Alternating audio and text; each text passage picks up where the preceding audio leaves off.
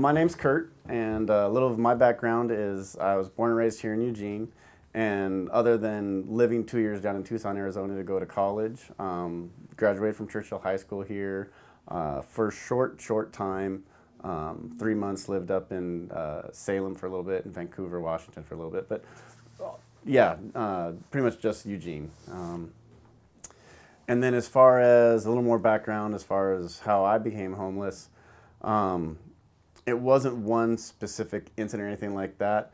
There were times of very temporary homelessness. Some people call it like couch surfing. Out of a relationship of 4 years and decided to walk away from, let her have the house and this and that and stay with a friend. And with me, it was a series of incidents where prior to that, was married for almost 10 years, got a divorce, and waited a while. After the next relationship of 4 years, the same incident happened as far as, cheated on me, left me, or, broke up. I walked out, and when you have material things, it wasn't that important. It wasn't worth it, as far as just walking away. But then, and with me, the series of incidents, because of that, I made bad decisions, got 2 Deweys, and then as soon as you find that, when your car gets impounded, you don't have the money to get it out, and then not having or losing your job because of that, and then when you have, no license, going out and getting another job, all that becomes harder and harder. So me, it was fairly slow. It wasn't one traumatic incident. But then, yeah, I mean, the hard part is working yourself out of homelessness is a long road. That's where I felt very grateful for what OVE has started, because from my experience and from what I've seen from majority of people, the step from, going from homelessness to having a job, having a place, everything like that is a giant leap.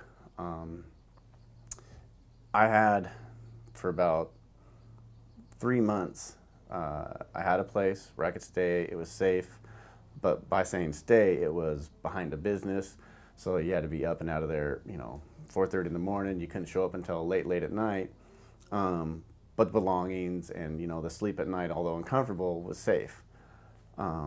But for holding down a job, and I did it for quite a while, one stint for 3 months, another stint for 2 months, it involved, getting up, grabbing your stuff in the backpack, hiding the rest of the other stuff, your sleeping blanket, stuff like that, going to a public bathroom, with a shaver you got from the Highway 99 station, deodorant you got from the station, throwing stuff in your backpack, going to a public restroom, and using the stainless steel sink to shave, put on deodorant, put on your nicer clothes that hopefully weren't dirty, and show up to work looking presentable. And that wears you out, because for the standard things, I always thought it was kind of funny for, when you have your house and you have your own place, coming home after work and throwing a load of laundry and cooking dinner and everything like that, you can get that done in an hour or two. I mean, that's including laundry. When you're homeless, and thank goodness we have places like the Highway 99 station where you can do, can take a shower, can do laundry, get a breakfast, but depending on where you are coming from town, I mean, that could almost be an all-day event, maybe 6 hours. So it's just things like that, and so you can't do that. I mean, you can't have fresh clothes, and when you're sleeping on the streets, I mean, you need to do laundry quite often, or just put up with dirty clothes. So you'd have to dedicate, whole days, and then really ration out your clean clothes or your this or that. So a place like this, to get into that first step of getting back into society, as a contributing part of society, something like OVE is extremely important. Yes, there's community showers, it's a community kitchen. You have to sign up, and you don't get to shower just whenever you want or a couple times a day. But to have the ability to have a safe, dry place to stay, and to be able to, if you wake up, take a shower, go to work, I mean, that's huge, and that makes subsequent steps after that attainable you know, to get back into society.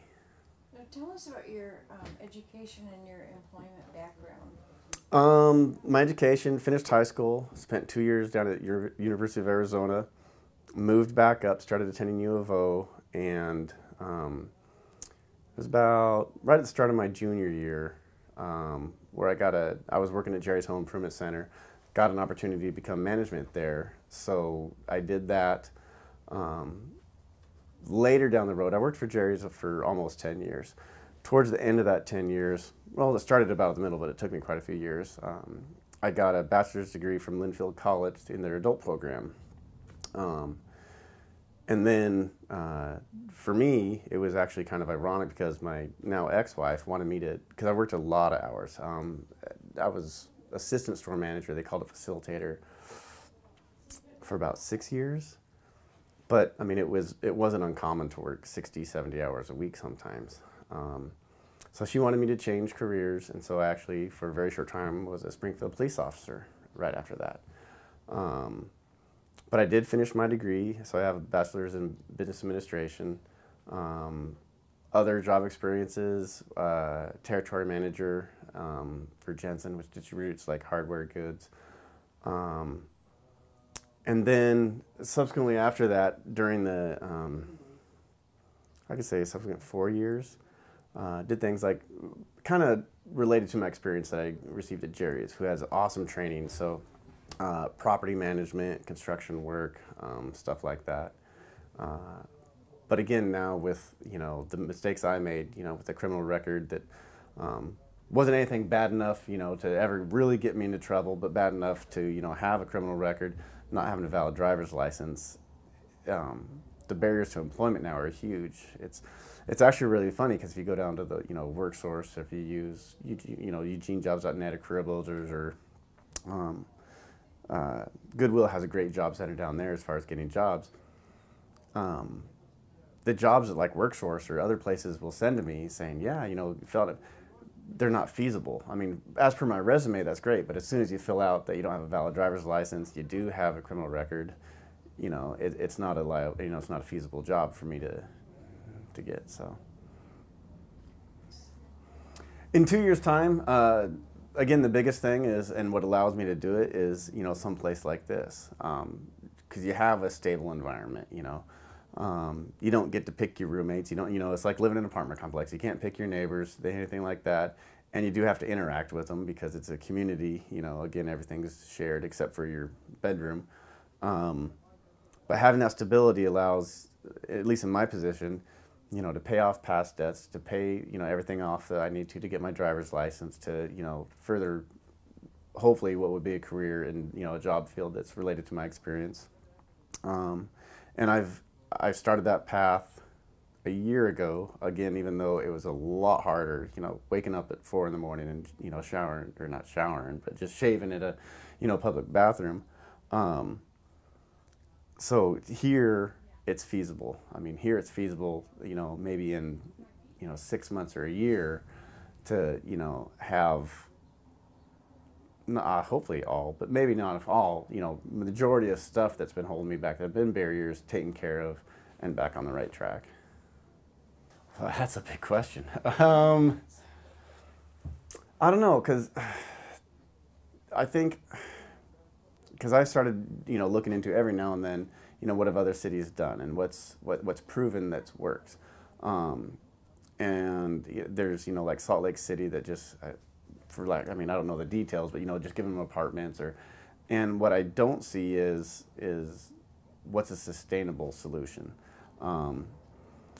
Part of it does need to be just, you know, what you're doing, you know, there needs to be an awareness raised, not ignored. I mean, ignoring a problem is not going to take care of it.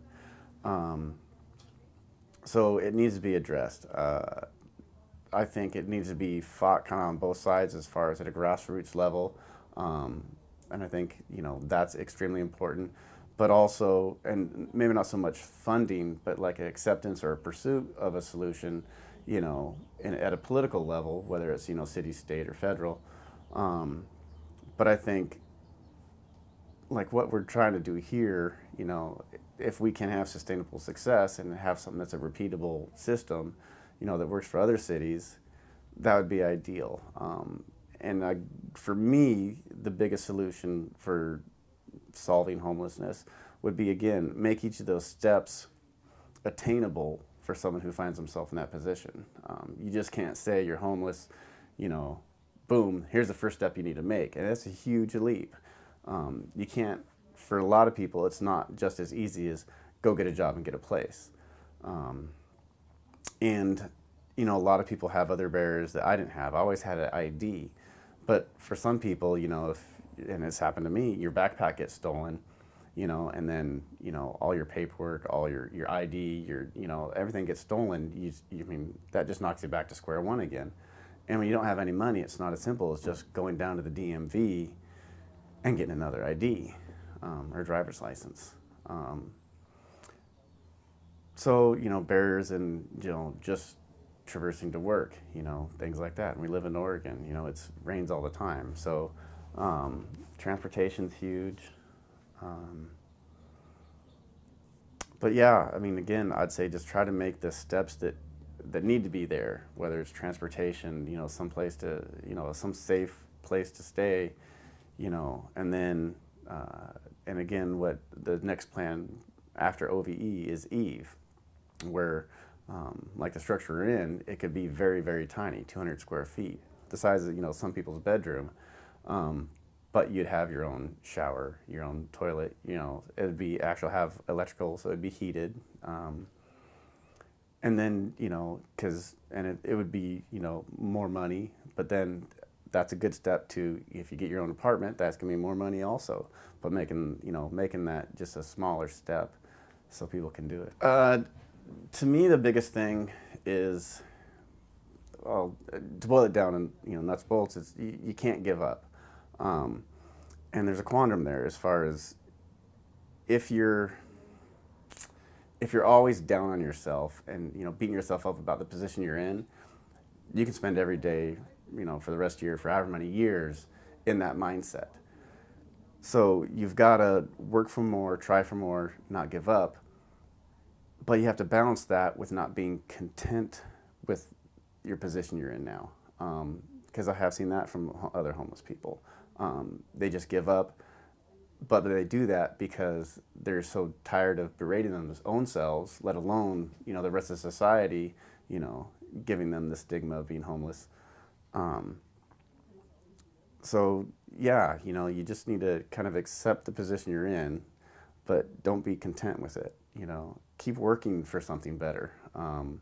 If you're always in your mindset of, and keep your people around you that are in a negative pattern and negative behavior, that's where you're going to end up.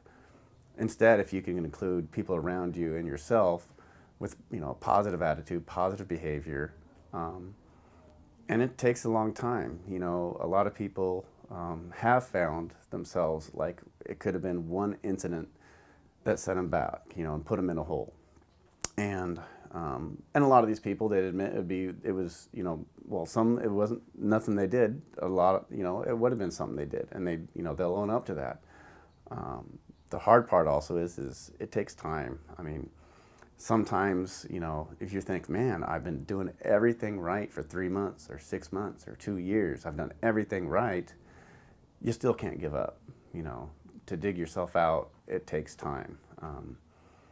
And that's kind of the position I am, but you can't just say, I'm not where I want to be and give up, because you're never going to get where you want to be if you give up. At the very least, just every day make a conscious effort to try to do something.